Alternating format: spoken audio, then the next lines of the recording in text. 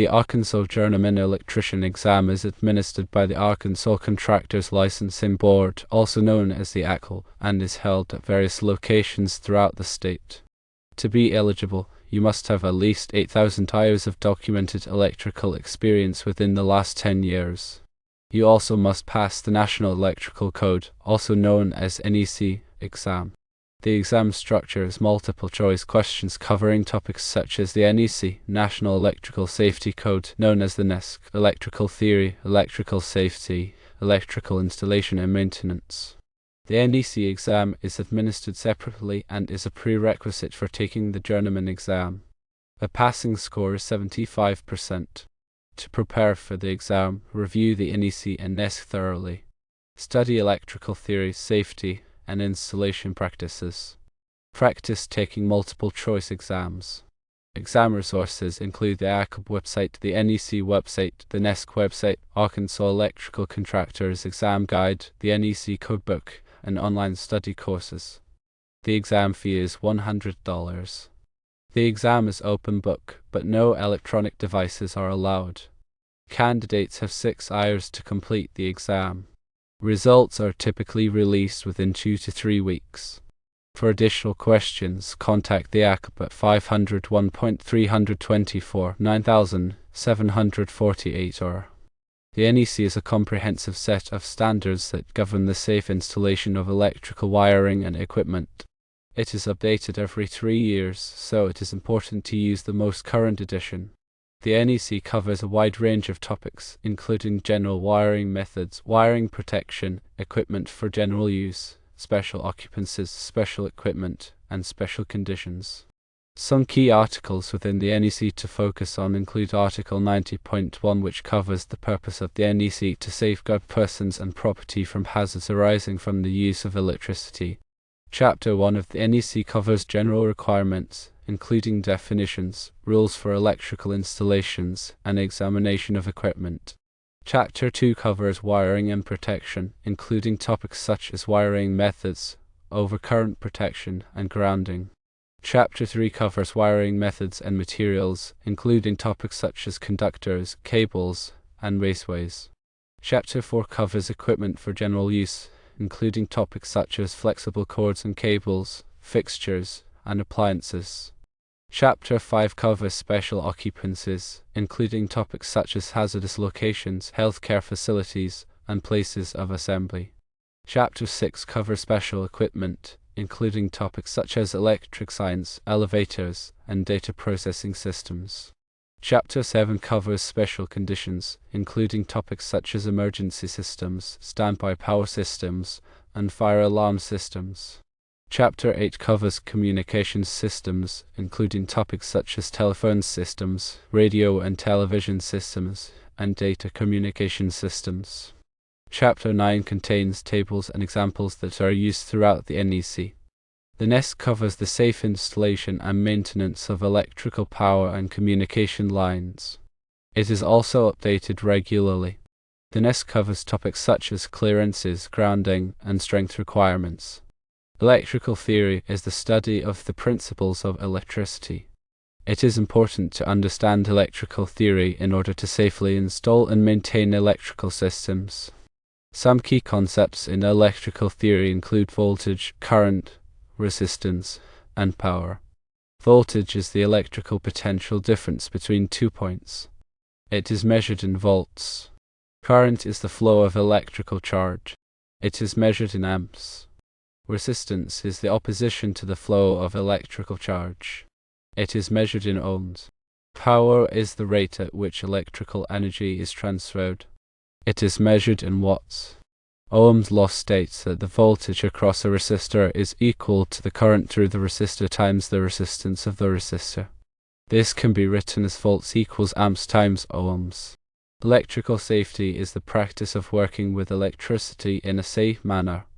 It is important to follow electrical safety procedures to prevent electrical shock, fires, and other hazards. Some key electrical safety procedures include always de-energizing circuits before working on them, using insulated tools, wearing appropriate personal protective equipment, and following lockout/tagout procedures. Electrical installation is the process of installing electrical wiring and equipment. It is important to follow the NEC and other applicable codes and standards when installing electrical systems. Electrical maintenance is the process of inspecting, testing, and repairing electrical equipment. It is important to perform regular electrical maintenance to ensure that electrical systems are operating safely and efficiently. When studying electrical theory, familiarize yourself with series and parallel circuits. In a series circuit, components are connected one after another, so the same current flows through each component. The total resistance in a series circuit is the sum of the individual resistances. In a parallel circuit, components are connected side by side, so the voltage is the same across each component. The total resistance in a parallel circuit is less than the resistance of the smallest individual resistor. Understand the power formula P equals volts times amps, and how it relates to calculating power consumption in circuits. Also, study transformers. Transformers are used to step up or step down voltage levels in alternating current, also known as AC circuits. They work on the principle of electromagnetic induction.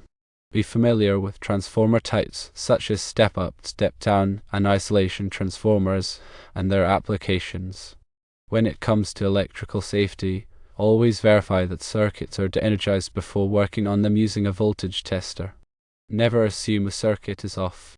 Use appropriate personal protective equipment such as insulated gloves, safety glasses, and arc-rated clothing when working with electrical systems. Follow lockout and tagout procedures to prevent accidental energization of circuits during maintenance or repair. Learn about grounding and bonding. Grounding provides a path for fault current to flow back to the source, tripping a circuit breaker or fuse and de-energizing the circuit.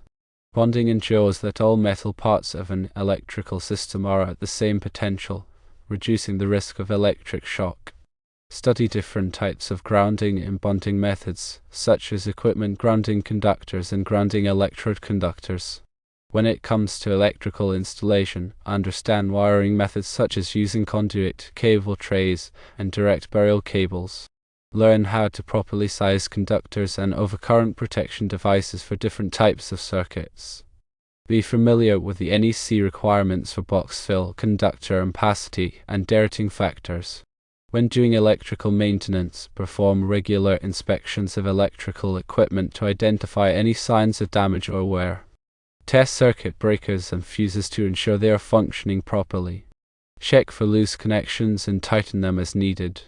Keep electrical equipment clean and free of dust and debris. Understand how to read and interpret electrical drawings and diagrams. Electrical drawings provide a visual representation of electrical systems, including wiring layouts, equipment locations, and control schematics. Learn the different types of symbols used in electrical drawings and how to interpret them. Practice reading single-line diagrams which show the main components of an electrical system and their interconnections. Understand the different types of protective devices used in electrical systems, such as circuit breakers, fuses, ground fault circuit interrupters, also known as GFCIs, and arc fault circuit interrupters, also known as FSIs. Learn how these devices work and how to select the appropriate type and size for different applications. Study motor control circuits, which are used to control the operation of electric motors. Be familiar with different types of motor starters, such as across-the-line starters, reduced voltage starters, and variable frequency drives, also known as VFD. Understand how to troubleshoot motor control circuits and diagnose common problems. Familiarize yourself with the NEC requirements for special occupancies, such as hazardous locations, healthcare facilities, and places of assembly. Learn about the specific requirements for wiring and equipment in these types of locations. Understand the different classes and divisions of hazardous locations and the types of equipment that are permitted in each class and division. Know about emergency and standby power systems, which provide backup power in the event of a power outage. Be familiar with the NEC requirements for emergency and standby power systems, including the types of systems that are permitted, the sizing of generators and batteries, and the testing and maintenance requirements. Understand the principles of lighting design and how to select the appropriate lighting fixtures for different applications. Learn about different types of light sources, such as incandescent, fluorescent, and light-emitting diode, also known as LED lamps, and their characteristics. Be familiar with the NEC requirements for lighting, including the requirements for lighting in different types of occupancies. Study the grounding and bonding requirements in NEC Article 250. This article covers the general requirements for grounding and bonding, as well as the specific requirements for different types of systems and equipment. Pay close attention to the requirements for grounding electrode systems, equipment grounding conductors, and bonding jumpers. Understand overcurrent protection as covered in NEC Article 240. This article covers the requirements for overcurrent protection devices, such as circuit breakers and fuses. Learn how to select the appropriate overcurrent protection device for different types of circuits and equipment. Be familiar with the requirements for conductor ampacity as covered in NEC Article 310.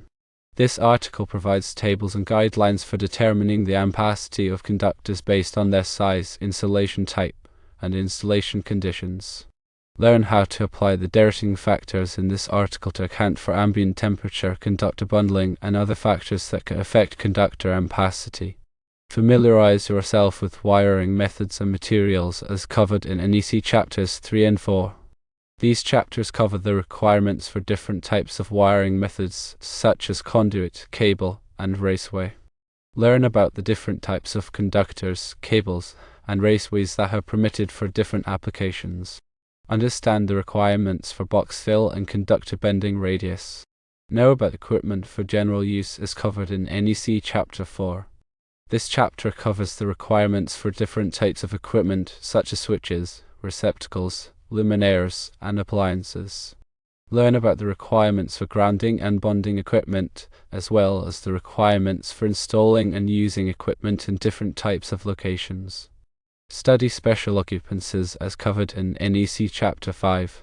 This chapter covers the requirements for special occupancies such as hazardous locations, healthcare facilities, and places of assembly. Learn about the specific requirements for wiring and equipment in these types of locations. Be familiar with special equipment as covered in NEC Chapter 6. This chapter covers the requirements for special equipment such as electric science, elevators, and data processing systems. Learn about the specific requirements for wiring and equipment in these types of equipment. Understand special conditions as covered in NEC Chapter 7. This chapter covers the requirements for special conditions such as emergency systems, standby power systems, and fire alarm systems. Learn about the specific requirements for wiring and equipment in these types of systems. Remember that the NEC is a complex document, and it is important to study it carefully in order to pass the Arkansas Journeyman Electrician exam. In addition to studying the NEC, it is also helpful to take practice exams and attend review courses. Consider the Arkansas Electrical Contractors Exam Guide as a valuable resource.